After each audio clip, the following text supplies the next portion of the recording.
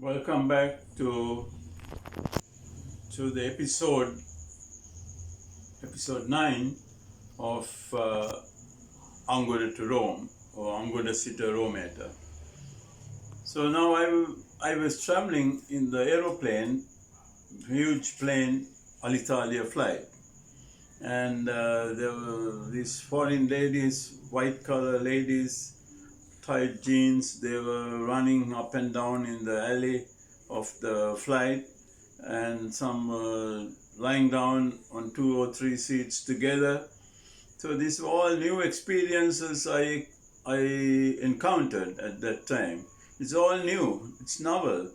It's not like now. I'm talking of 1975, and we were very rural at that time. Although I went to Wesley College and Ananda College, these type of things we have not seen before. But now any child traveling from Colombo to Rome, everybody's going now. So it's not so big now, I think.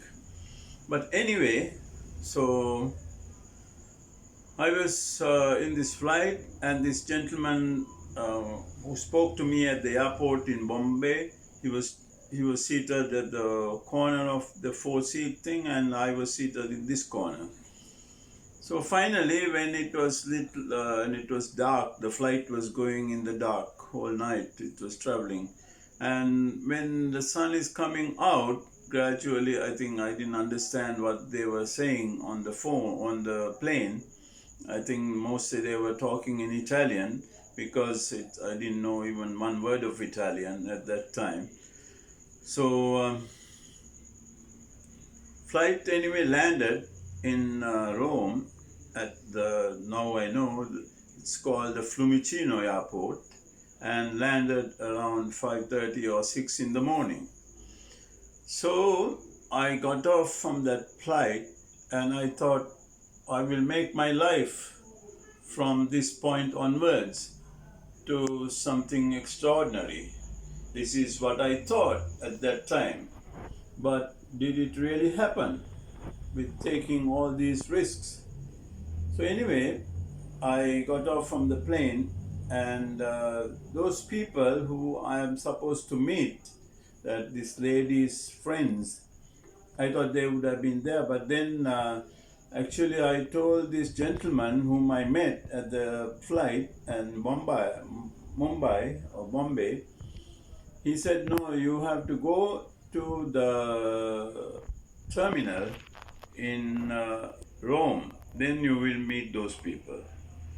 Because this Fiumicino airport is away from the Rome center. So, but there is a bus taking you from that Fiumicino airport to Rome. But then other thing is, now after I got off, I was just walking into the country. There were no visas, no checking of passport. I think they checked, but there were no visas, because it was 1975, November the 5th. That was the date, as I remember. So I walked in, and then I wanted to call these people in the embassy, that friends of that lady. So then I was going to call, but this gentleman still with me, he said, you can't use I asked him whether you have money for me to help to phone. Then he actually took the number from me, and he dialed.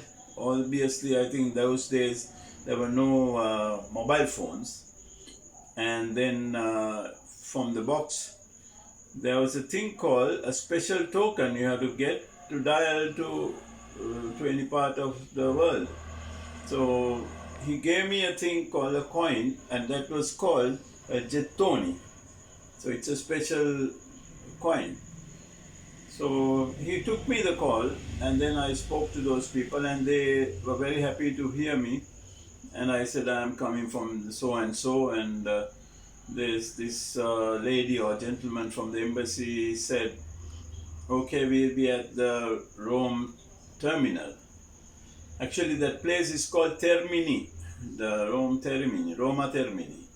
So Anyway, then I got into the bus and going. And while I was going, the very first sceneries which remained in my mind, my head, up until now and forever, is the children, the white children, how they were playing football on the pavement. They are going to school waiting for the bus, but they play the football with their overcoats on, and they're very busy. And everybody is busy in the sense active. So those days, I think in Sri Lanka, people were like just floating, not active. But now, that time, I realized these children moving, and playing in the bus stand and everything with their parents. So it was a fascinating scene for me, which remained after so many years, after 1975, this is 2018. Still it remains in my head, how these beautiful and the white children, they were playing. So anyway, in a little while later, we arrived at the Roma Termini, or terminal in Rome. Thank you. We'll see you next time.